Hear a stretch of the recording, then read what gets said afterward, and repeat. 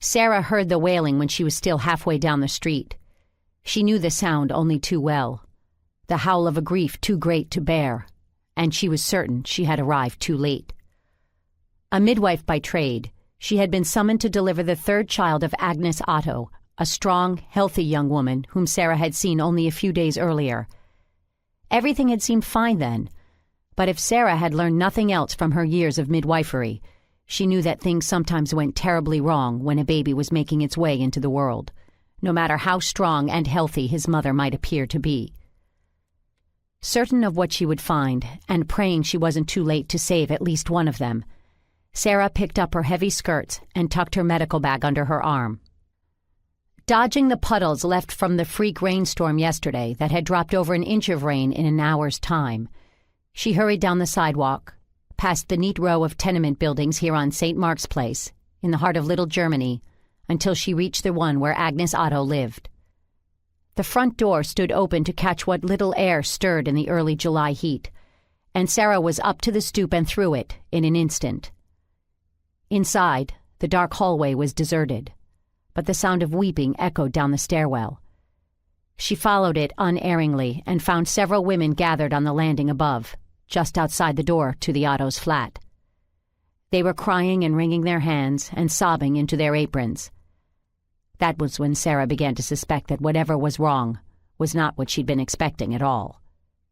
Then she saw the policeman.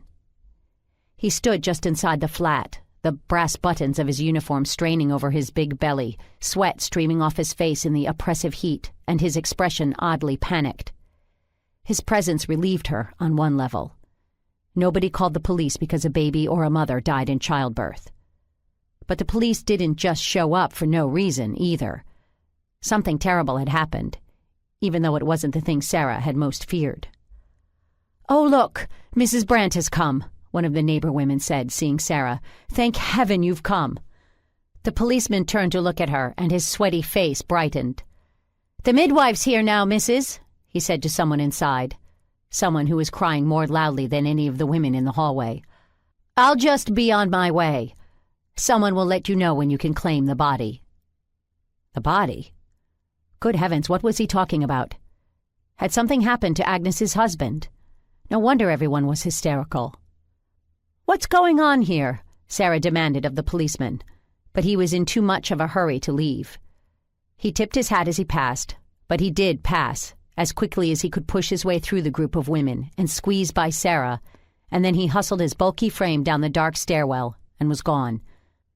"It is Mrs. Otto's sister, Gerda," one of the women obligingly explained, dabbing at her eyes with the corner of her apron. "Somebody has murdered her." The words brought back ugly memories that Sarah had worked very hard to store away forever. Her own husband had been murdered a little more than 3 years ago, and just last April, Sarah had helped solve the murder of another unfortunate young woman. Although she sometimes had to deal with death in the course of her work, that, at least, was natural.